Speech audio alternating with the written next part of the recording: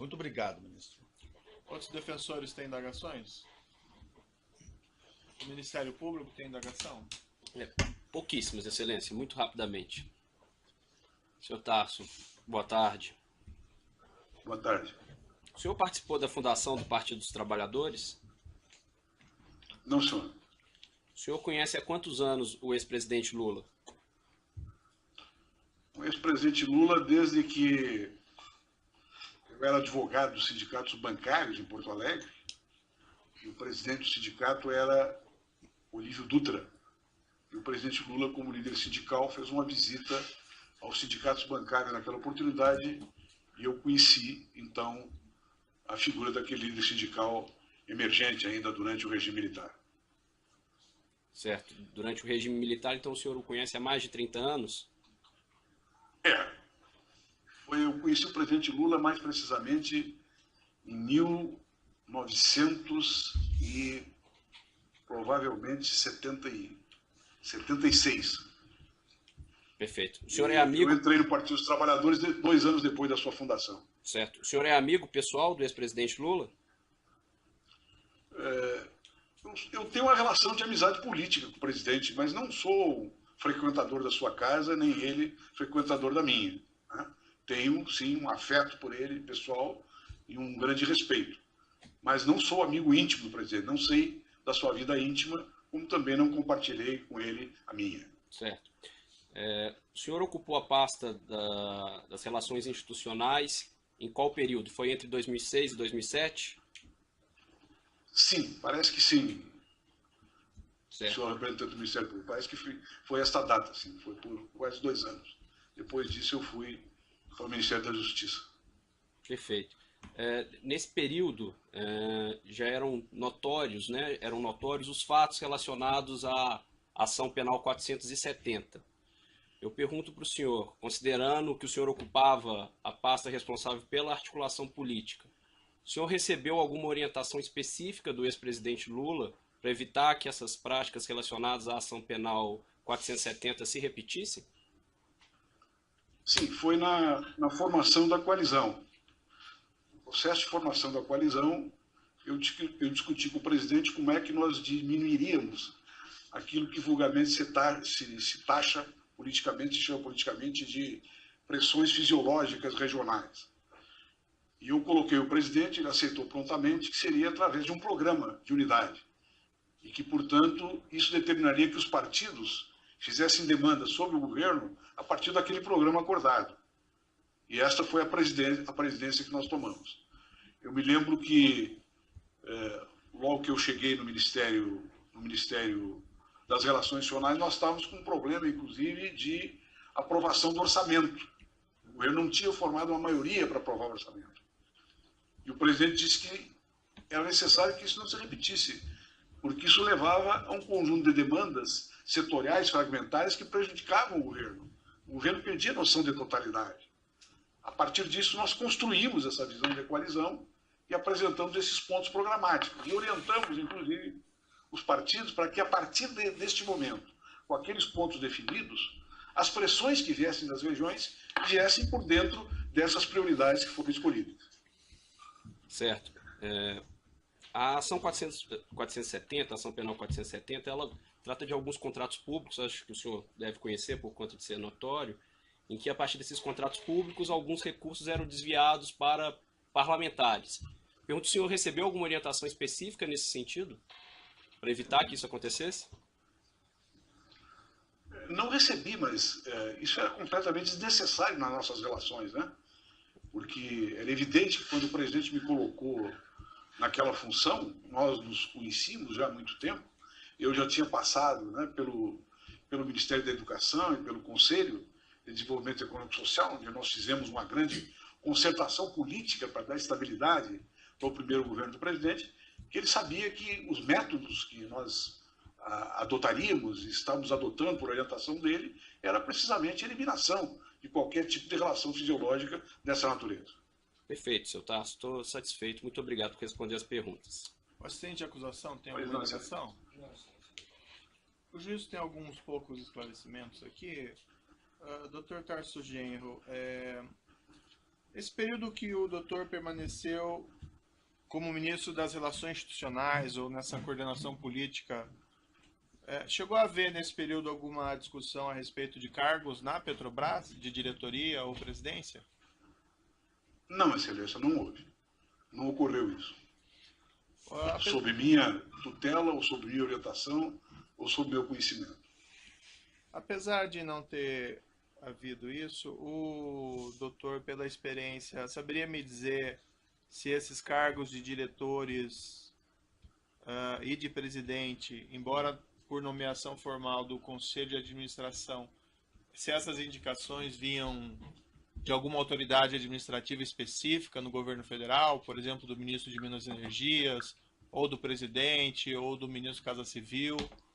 O doutor sabe me esclarecer isso? As demandas para preenchimento desses cargos normalmente se dão do ministro para baixo na administração e para as relações horizontais com órgãos que têm competência como o Conselho para decidir. Não passam esses cargos, que eu saiba, por nenhum presidente da República, porque seria uma diminuição das funções do presidente, seria uma exposição do presidente na relação com os partidos políticos que geraria, inclusive, uma desautorização do caráter presidencialista que se empresta para a República Brasileira e para a altura que se encontra o cargo. Eu não tenho conhecimento disso.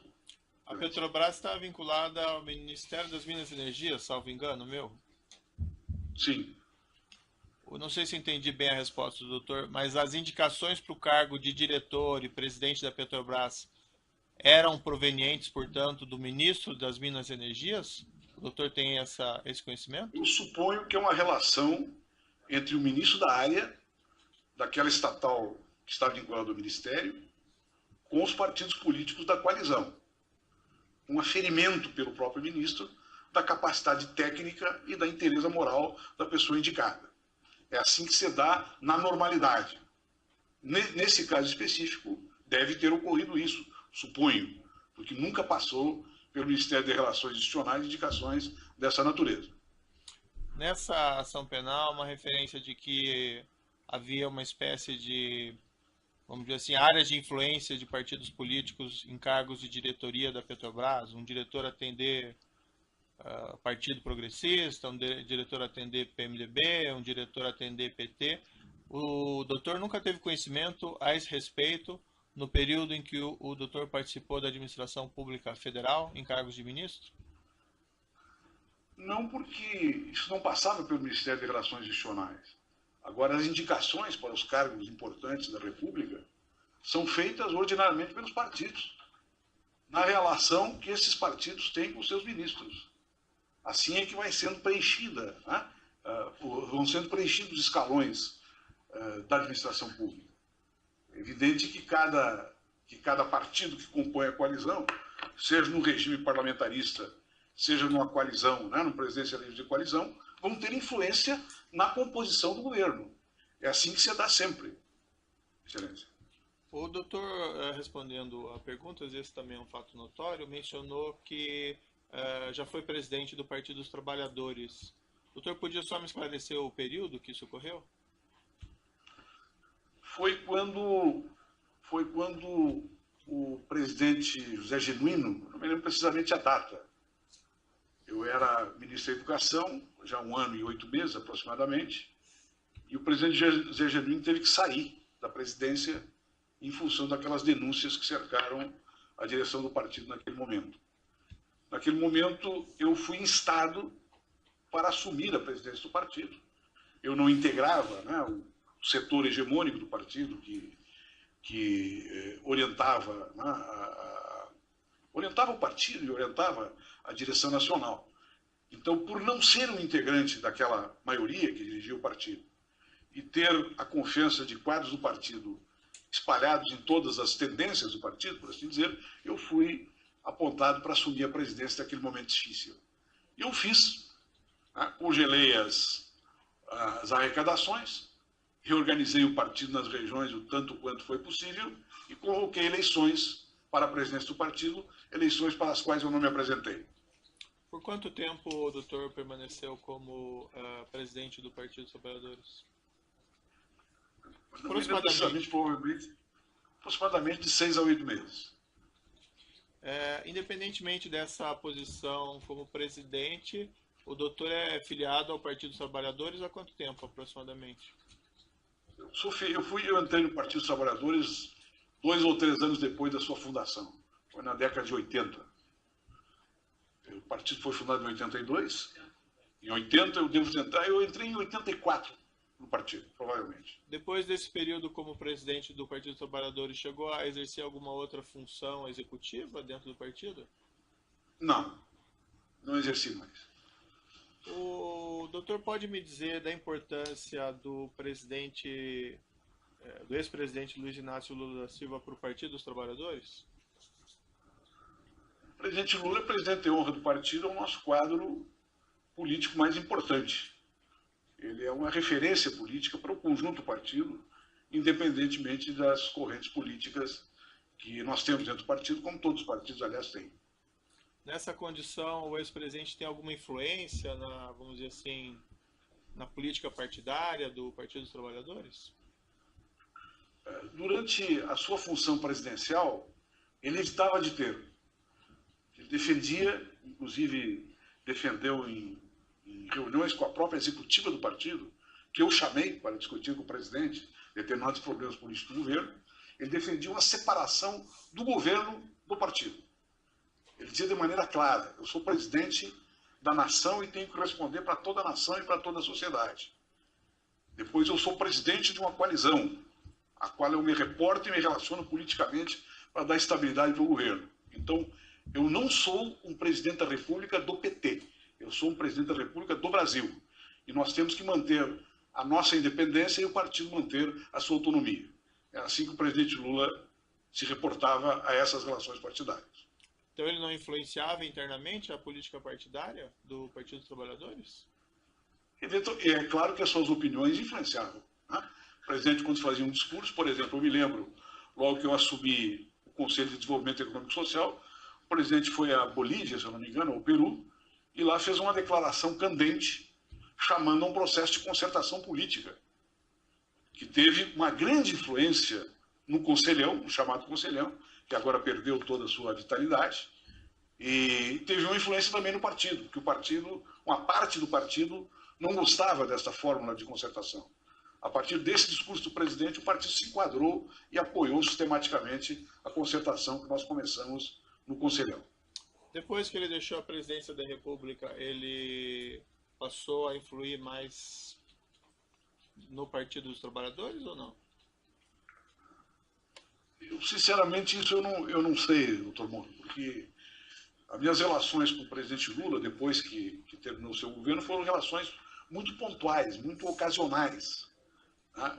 Conversando a respeito das questões políticas do país, a respeito das questões relacionadas aqui com o meu estado também, e não sobre o partido, né? Até porque eu sou membro da direção nacional do partido, mas há muito tempo eu não participo das reuniões da direção, estou impedido por motivos, né, de trabalho e de questões de natureza pessoal.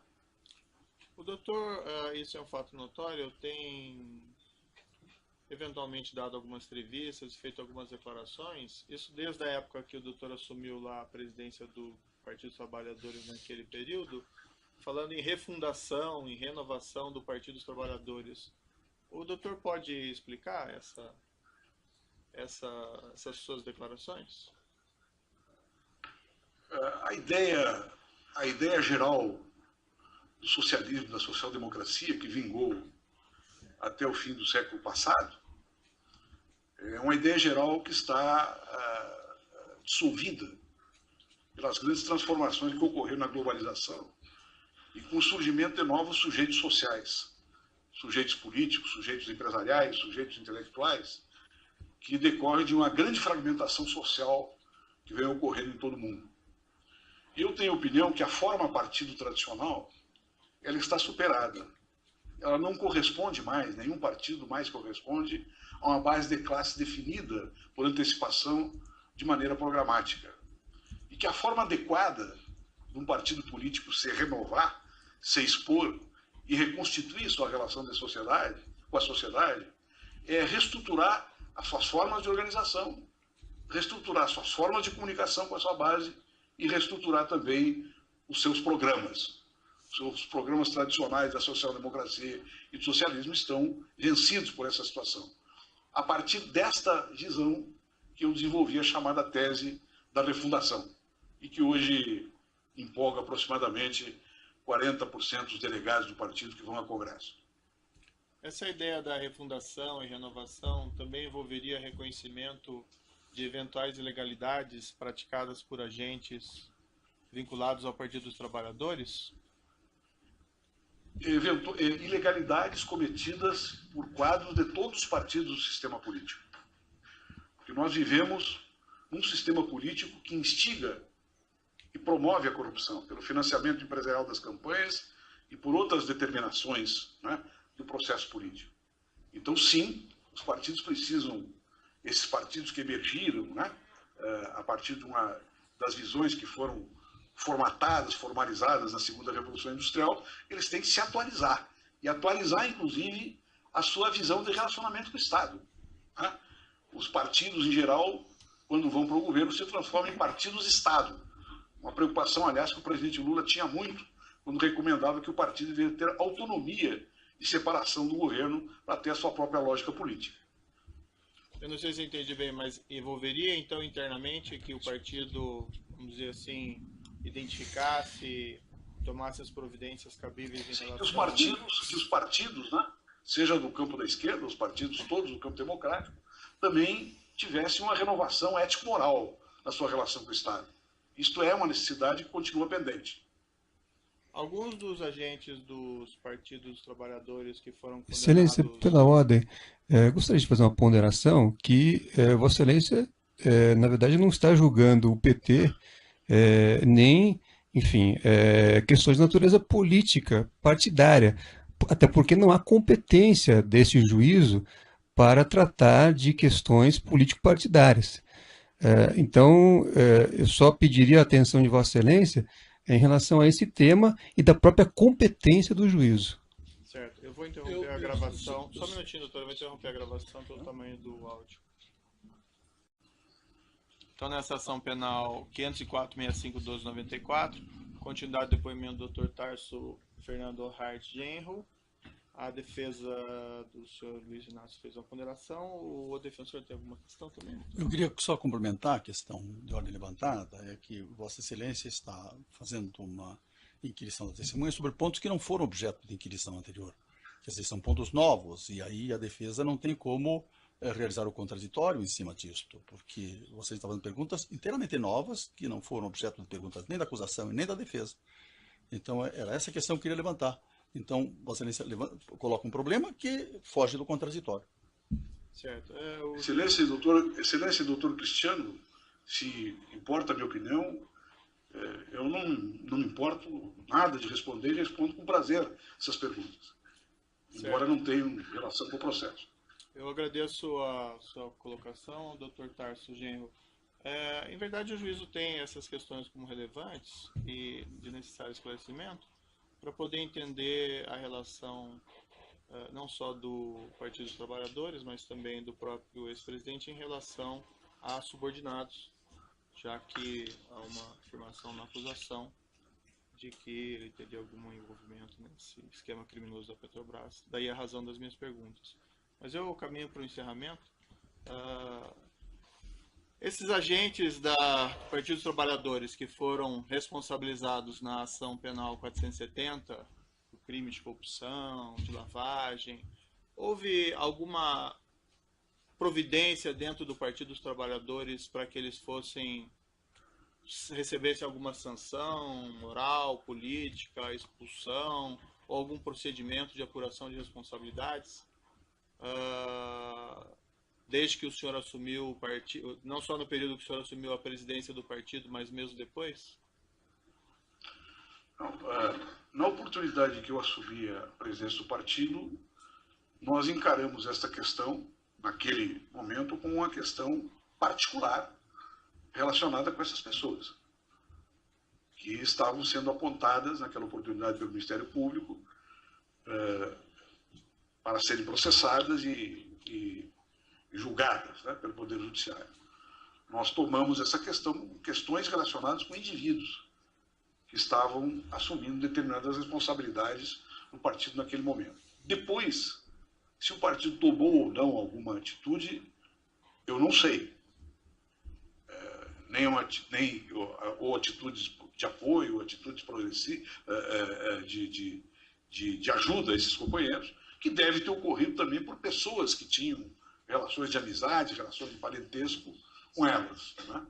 Agora, as normativas que o partido tirou a partir daquilo ali foram normativas muito claras, né? Para que nós tivéssemos uma preocupação nas campanhas eleitorais grandes com a questão da transparência, com a questão da arrecadação, com a questão da relação com os empresários, né? Para que o partido não se contaminasse com esses processos, que são processos tradicionais da política brasileira, e que não dizem respeito somente ao Partido dos Trabalhadores.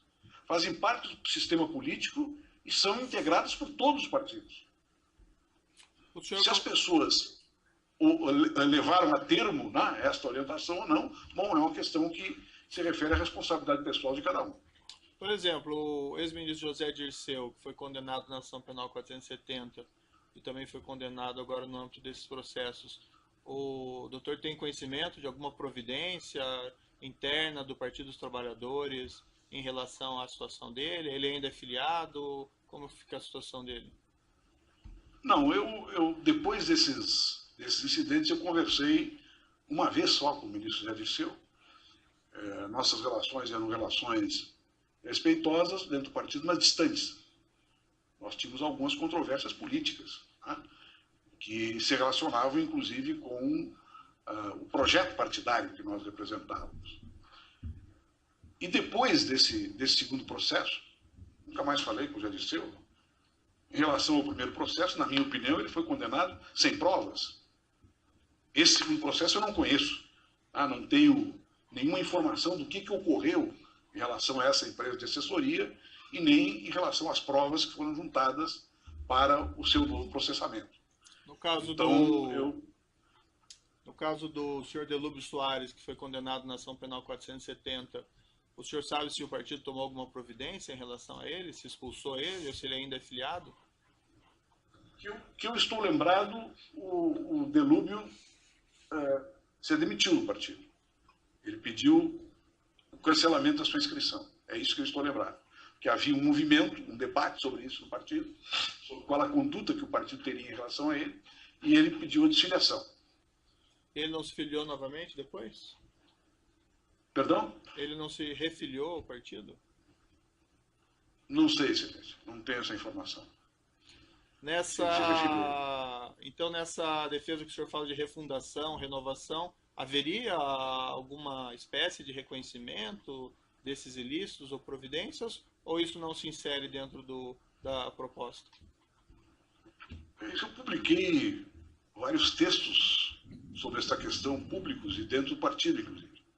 A minha visão sobre isso é que o partido deve fazer um profundo exame, sem se transformar numa delegacia de polícia, um profundo exame das condições programáticas e das relações políticas que permitiram, que induziram e que ocasionaram essas deformidades políticas do partido.